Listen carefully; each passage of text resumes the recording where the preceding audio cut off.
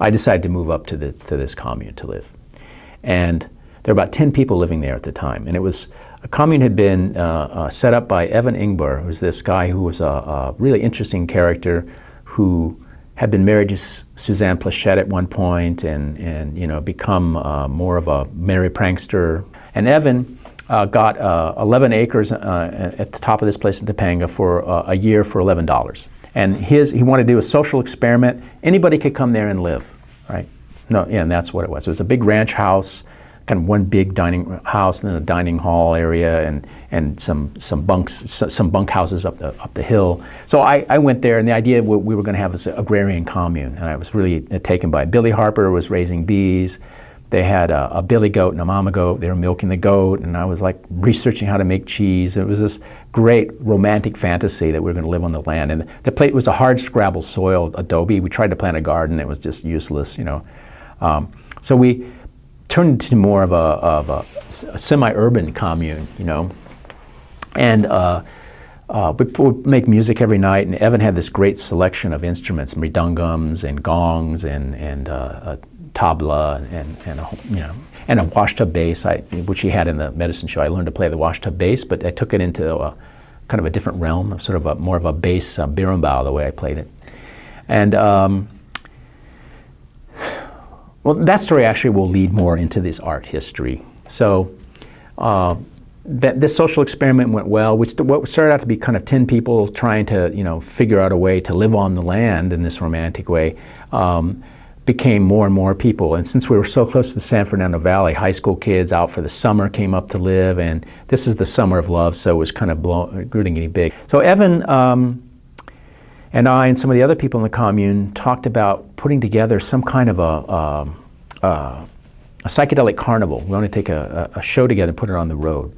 Somebody donated an old generator, and we were going to have a rock band, and I was trying to figure out how to do liquid light shows because I'd been interested in that kind of stuff since I was a kid. I mentioned the finger painting before, and then I was doing storyboards for animations I wanted to do, have abstraction based on jazz music, and was never able to realize those ideas.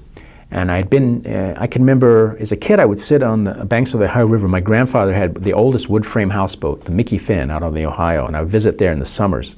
And I would sit on the banks and just watch the water moving and get mesmerized by this, you know, undulating patterns and just sort of go into a reverie. And I always was interested in that. And it was one of the things that informed my thinking about abstract movement. And I can also remember with my other grandmother sitting out in a parking lot outside her church, you know, and waiting for her grandfather to come out, and water streaming down the windshield and the light projecting patterns. And I was really interested in that flow of that pattern. So I was thinking, how could I make projectors that would do that kind of thing? And so we were going to put this show together. And then Evan said, hey, I've got this friend over in Topanga. Hugh Romney's got this place. Let's go over and visit him. And so they were up on top of this mountain, the Doty's hog farm. This guy Doty said, look, you guys can live here if you just take care of my hogs and feed them. So they had taken that over. And Hugh was a stand-up comic, had been on the circuit with Lenny and those people, you know, Lenny Bruce, and interesting guy. And that's where I met David LeBrun and Helena LeBrun. So we went over there to visit, and the idea was we would combine our two communes. So ours was called the Ranch, and then theirs was the hog farm. The hog farm started doing light shows. Helena LeBrun had learned liquid lights with Elias Romero, or Elias is more properly, but we called him Elias. She learned liquid light show technique from him, and he had learned from Seymour Locks, who was a professor at San Francisco State. And Elias was a student there, so he learned how to do liquids. The whole story there is, I only know this secondhand, but Locks had a chance to do some kind of performance to open a new media arts building that they had, and he figured out that he could put, using overhead projectors, he wanted to do something like Lazo Moholy-Nagy had done with light machines and the stuff that had been going on in the 30s. So he figured out you could put paints and different kinds of liquids on an overhead projector stage and do a kind of action painting in real time. And Elias picked up those techniques and started doing his own shows. At some point, Helena LeBrun met him. Elias, by the way, also was friends with Ben Van Meter and another guy whose name just escapes me, who got very interested in doing light projection. They all ended up projecting for the Trips festivals and the Merry Prankster acid test, and eventually what became the ballroom scene and the psychedelic ballroom scene in San Francisco. So that's where the psychedelic light shows were born. There's another thing going on, of course, in New York with Ronald Namath and the Plastic Exploding Inevitable with media projection. And so I met Helena there. And Helena and David got a place in Topanga, so I was visiting there. In fact, one day Elias came and did a light show outside. They just stretched a sheet in the trees, and he projected onto that. And just doing single projector, single projection, very slow and interesting, and I was really taken by that. So to cut to the chase, one day Helena says, "Hey, Michael, Hog Farm is doing light shows at the Shrine Exposition Hall for rock bands, and you should come down. The Cream is playing this weekend," and blah, blah, blah. I said, "Well, great, Helena, let me do that, because I want to learn this stuff." And so Evan was now part of this group, but our commune wasn't, and I had moved to another house in Topanga. And so I went down to visit Helena, and they were rear projecting at that time behind the stage, and the Cream was out front playing, and there were several other bands on the bill that night, I don't know. And the Hog Farm technique was a lot of projections and kind of a big hodgepodge all over the place. And there were some other people involved besides the Hog Farm. And so I projected a liquid plate with Helena, and that was really great. And then there's this beautiful young girl there as well. It was somehow a friend of Helena, and then she would project, and we would take turns. And I was smitten by this girl. And we ended up going down and dancing and stuff. And then I couldn't wait to the next concert 2 weeks later to see her again. And we ended up together for 3 years. So it was a beautiful love story. So we had this plasticizer, this synthetic oil, if you want to call it that. And we would heat it and put aniline dyes into it, really intense colors. We got them from a company called 7K Color Corporation, which did dyes for Technicolor.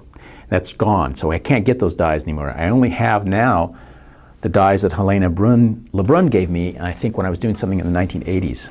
So I just have a little bit of those dyes left. And now I have to find another source and find out if they're going to be the right colors and right saturations. If it's an oil soluble dye, it should be okay, but I just don't know. So we had the dyed oil. We also used clear mineral oil, because it was cheaper than the dibutyl. And then we had water, and we had colored water. We would dye it also with those same dyes, actually, so they were, I guess, water soluble too. And then we would use glycerin, and we also would use Doc Martens colors, because they had these great transparent watercolors that you could drop in. They weren't light fast though, so they would fade pretty quickly on the projector. So glycerin, water, alcohol, and the oils in the plates. And you worked them in different ways. So if you put the oil down in a plate on the base and sort of islands of it, and then used the colored water, you could sort of let it flow, and the oils would float on top, but also would stay stuck to the glass. The dibutyl was good because I think it actually had it adhered to the glass a little better than mineral oil would, and so it could stay there, and you'd have these patterns flow along. So that was one kind of plate you could do, was just basically colored oil and colored water, or perhaps a colored oil and clear water, and then a gel over the outside of the projector. And it was important to gel for a couple reasons. One, you got saturated color, and you need to be able to mix down so that things would overlap well. Because we were projecting multiple projectors, you had additive color mixing, and so you had to have dark areas for other things to show up, or it would all just be washed out. Another type of liquid plate we did was to take a colored oil and then clear glycerin and put those in a plate, put another plate on top, and then on that one put colored oil and colored water. And then with the glycerin, if you push down, the plano-convex plates would press against each other. You could squish the liquid down, and then as you rotate the plate, you could pull it up. And that pulling would cause this tearing pattern through the glycerin, sucking the oil in. It would do these fractal-like patterns. We didn't know about fractals yet, but they're clearly the same sort of self-similar branching procedures. And I thought of the way ferns grew, or crystallizing water, that kind of thing.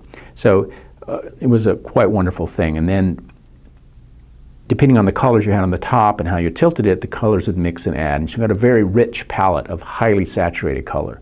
These dyes and the overhead projectors gave you color gamut you couldn't get off of film or off of any video or slides, and was really, really intense.